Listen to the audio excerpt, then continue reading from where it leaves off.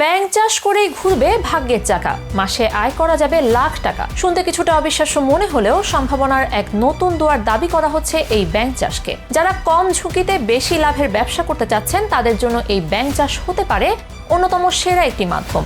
কিন্তু কিভাবে স্বল্প পুঁজি নিয়ে অল্প জায়গায় ব্যাঙ চাষ শুরু করবেন, এ নিয়ে অনেকের মনেই রয়েছে প্রশ্ন।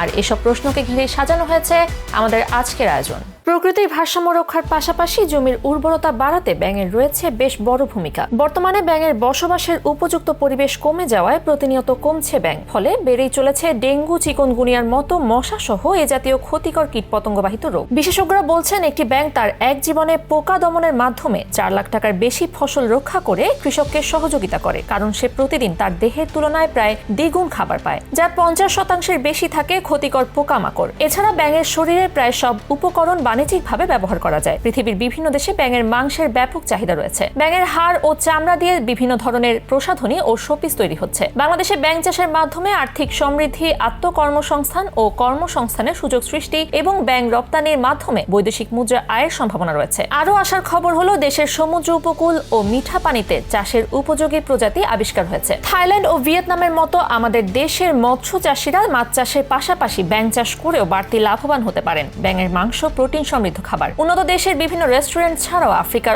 অনেক দেশে নিয়মিত খাবারের মেনুতে থাকে ব্যাঙের মাংস। আমাদের দেশের চাকমা আর মারমাদের অনেক সুস্বাদু খাবার ব্যাঙের মাংস। ব্যাঙের মাংস প্রক্রিয়াজাত করে ফিশ ফিডে প্রোটিনের উৎস হিসেবে ব্যবহার করা যেতে পারে। ব্যাঙের 2 পা মানুষের খাবার উপযোগী। অন্যান্য অংশ মাগুর, পাঙ্গাস, শীতল ও আইল মাছের উৎকৃষ্ট খাবার, আবার পোল্ট্রি খাবার হিসেবেও ব্যবহার হতে পারে। এছাড়া ব্যাঙের মাথায় থাকা পিটুইটারি গ্রন্থি মাছের প্রজনন কাজে ব্যবহার করা যায়। ব্যাঙের চামড়া দিয়ে মানি ব্যাগ, হাড় দিয়ে মেয়েদের ছোট ছোট গহনা ও বিভিন্ন ধরনের শোপিস তৈরি করা যেতে পারে। স্বল্প পুঁজি, কম জায়গা, অধিকারের সুযোগ থাকায় ব্যাঙ চাষে ঝুঁকি কম, লাভ বেশি। ব্যতিক্রম হওয়ার কারণে ব্যবসায় প্রতিযোগিতাও কম। পুকুর, ডোবা ও জলাভূমিতে অত্যন্ত সুষ্ঠু, সুন্দর, ছায়াময় পরিবেশে ব্যাঙের চাষ করা যায়। এই চাষ পদ্ধতি শুধু কোলা ব্যাঙ বা সোনা ব্যাঙের জন্য উপযোগী। এই জাতের ব্যাঙ 9 থেকে 12 মাসে বিক্রয়যোগ্য। চলুন এবার এক নজরে দেখে নেওয়া যাক কিভাবে ব্যাঙ চাষ করবেন। প্রথমে আপনাকে ব্যাঙ চাষের স্থান নির্বাচন করতে হবে। এক্ষেত্রে হাজা মজা পুকুর, ডোবা অথবা জলাজমি হলেই চলবে, যেখানে গরমের সময় অন্তত 1 ফুট পানি রাখা যাবে। বন্যার পানির প্রকোপ থেকে চাষ এলাকা বাঁচিয়ে রাখতে হবে যাতে